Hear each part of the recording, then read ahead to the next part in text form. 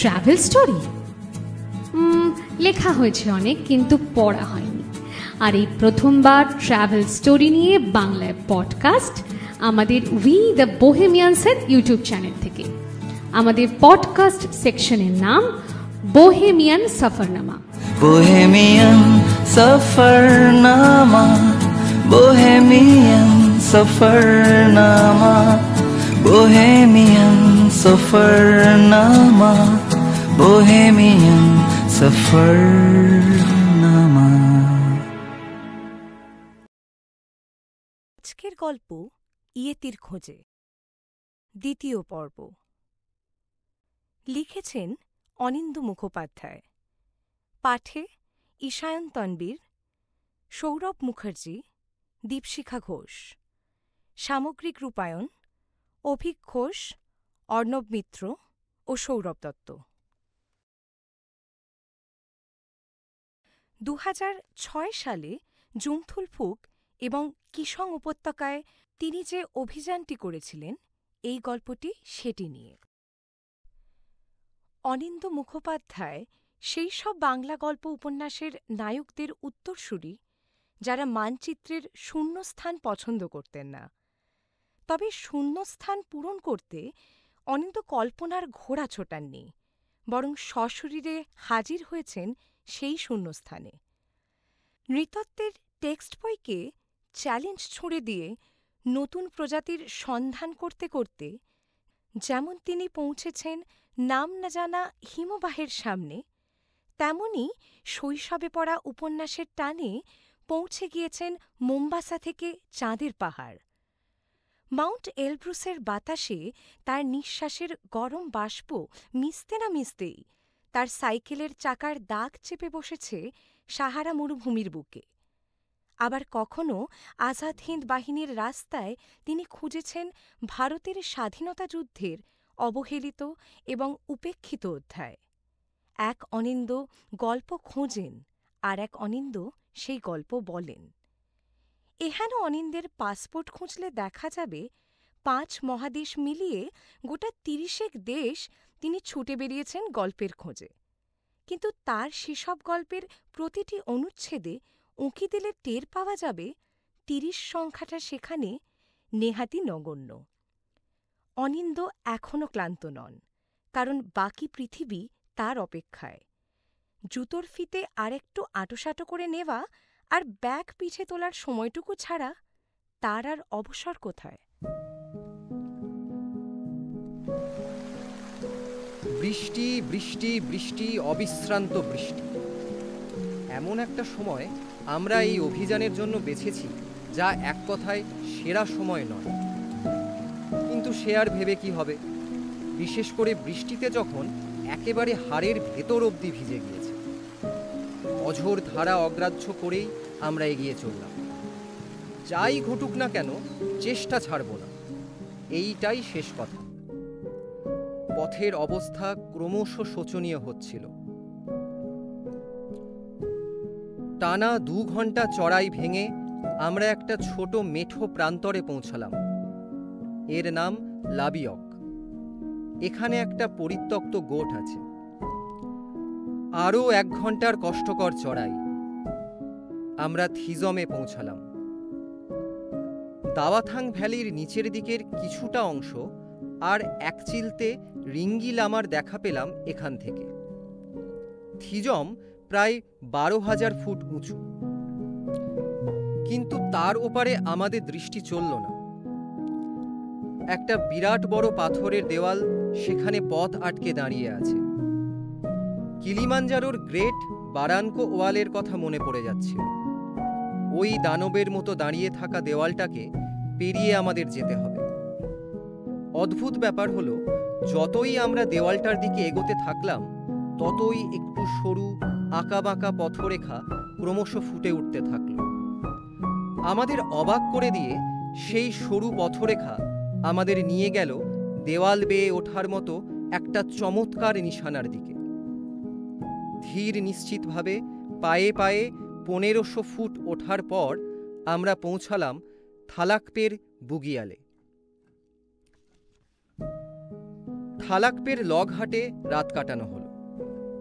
স্থানীয়দের কাছে এর নাম কিসংহাট। সারাদিন পর শরীরে একটা শুকনো পোশাক চড়ানোর কি আনন্দ তা টের পেলাম।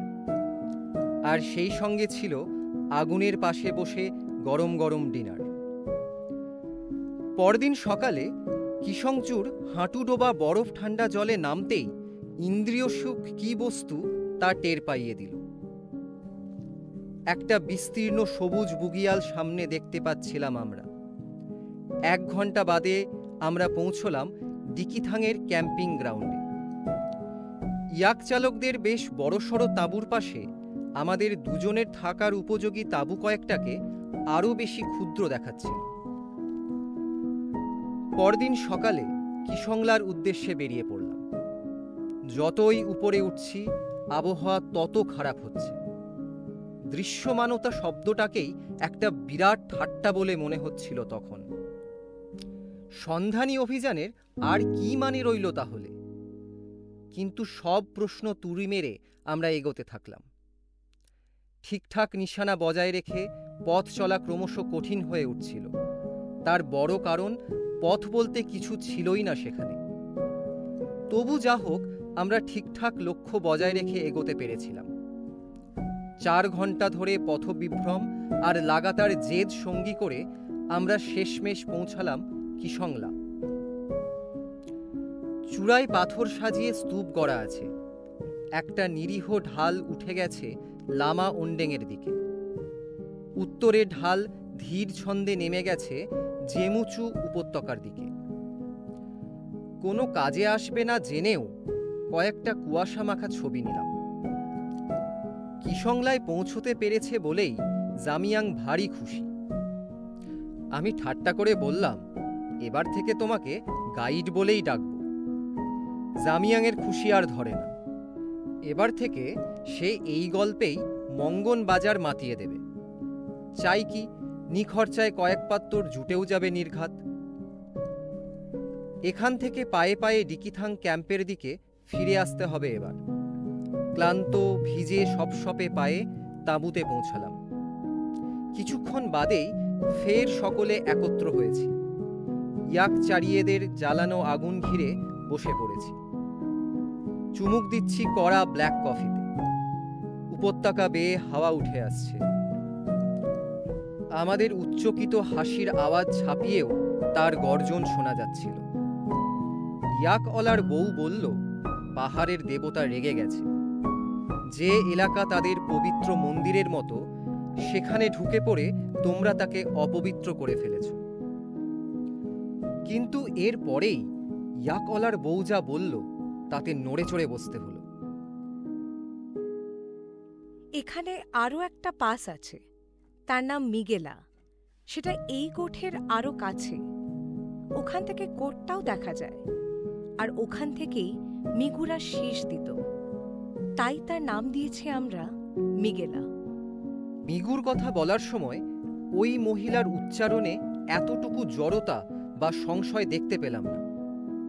আরও যারা যারা ওই গোঠে বসেছিল তারাও তার কথায় সায় দিল। ইয়েতিই বলি বা মিগু কিংবা বনমানছি, সেটা আর যাই হোক না কেন মিথ্যে নয়। মহিলাটির কাছ থেকে কয়েকটা নতুন কথা আমি জানতে পারলাম। 1, ইয়েতি বা মিগুর নামে একটা গিরিবর্ত যে হিমালয়ে রয়েছে সেটা আগে জানা ছিল না। 2, ইয়েতির ডাক কানে শোনায় শীষের মতো। তাদের দেখতে হয়তো অকথ্য, কিন্তু তাদের পায়ের মাপ বিশাল। অতএব পরদিন সকালে মিগেলার দিকে বেরিয়ে পড়লাম। বেরোনোর উদ্দেশ্য এমন নয় যে হঠাৎ অত্যাশ্চর্য কিছু আবিষ্কার করে ফেলব।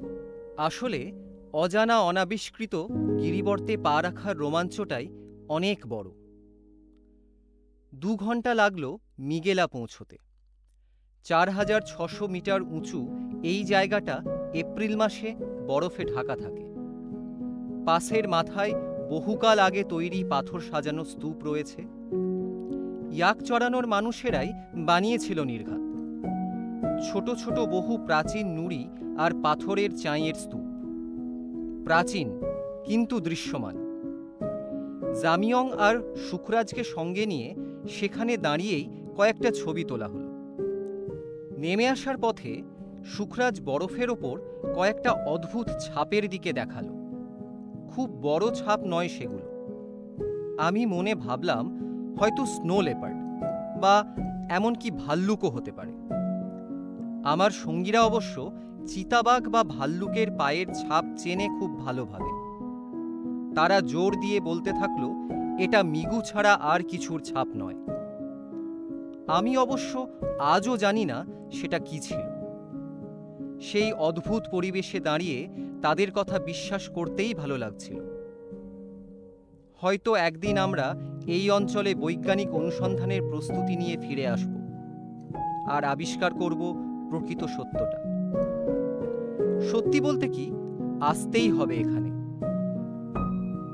তাঁবুতে ফেরার পথে টের পেলাম আমি সত্যিই ইয়াকচারকের বউটির কথা বিশ্বাস করতে শুরু করেছি।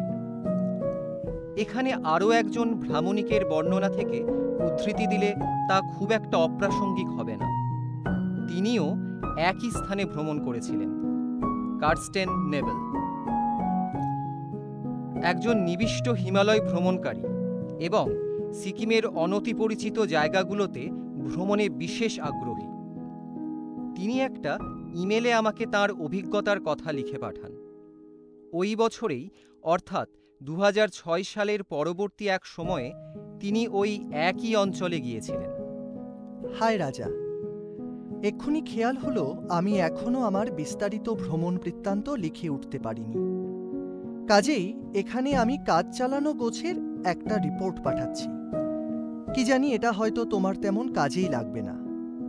2006 নভেম্বরের মাঝামাঝি আমি জেমুর দিক থেকে কিসংলা ক্রস করেছিলাম। লাচেন থেকে আনা 10 জন পোর্টার আমার সঙ্গে ছিল, আরেকজন কুক ছিল, সে নেপালের।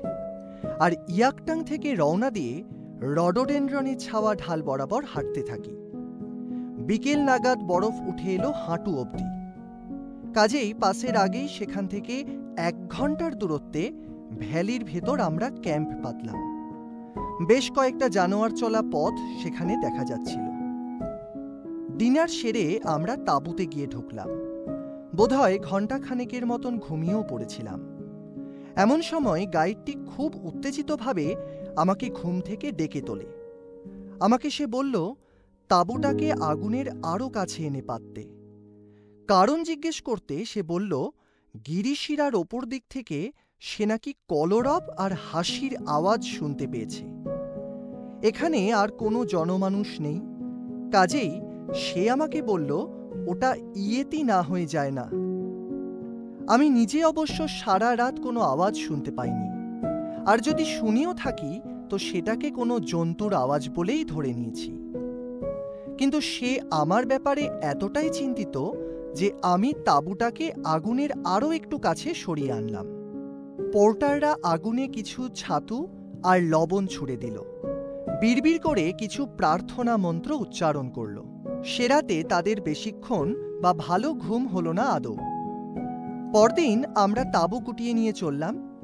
পাস পেরোলাম গভীর বরফ ভেঙে এবং থলুং ভ্যালির ওপর দিককার প্রথম যে গোঠটা পেলাম সেখানে আশ্রয় নিলাম। সেখানেও বেশ কিছু জন্তু চলা পথের চিহ্ন ছিল, কিন্তু ইয়েতি নিয়ে দুর্ভাবনা ছিল না। আমি নিজে ব্যক্তিগতভাবে ইয়েতির অস্তিত্ব সম্পর্কে ভীষণই সন্দিহান, কিন্তু এটা অবশ্যই বলা চলে যে এই এলাকাটা ভালো করে অনুসন্ধান করাও দরকার। অন্তত এখানকার সুউচ্চ এলাকাগুলোতে বেশ কিছু সময় কাটানোর জন্য বা নানা রকম বন্য প্রাণী দেখার জন্য হলেও সেটা করা দরকার। একদিন আমিও যদি সেটা করতে পারি তো ভালো লাগবে। আপার থলুং ভ্যালি অবশ্যই অসাধারণ, তবে সেটা তোমাকে বলার আর কি আছে। মনে হয় তুমি নিজে সেখানে আমার থেকেও বেশি সময় কাটিয়েছ। যদি নতুন কোনো সংবাদ পাও তো জানিও। শুভেচ্ছা, কার্স্টেন। পডকাস্টটি ভালো লেগে থাকলে প্লিজ শেয়ার করুন। আরও এরকম পডকাস্ট শুনতে ও ট্রাভেল স্টোরি দেখতে হলে চ্যানেলটি সাবস্ক্রাইব করতে ভুলবেন না। গায়ে পাহাড়ি আগান গুগল ম্যাপে রাস্তা এঁকে হারিয়ে যাওয়া Bohemian Safarnama Bohemian Safarnama Bohemian Safarnama Bohemian सफर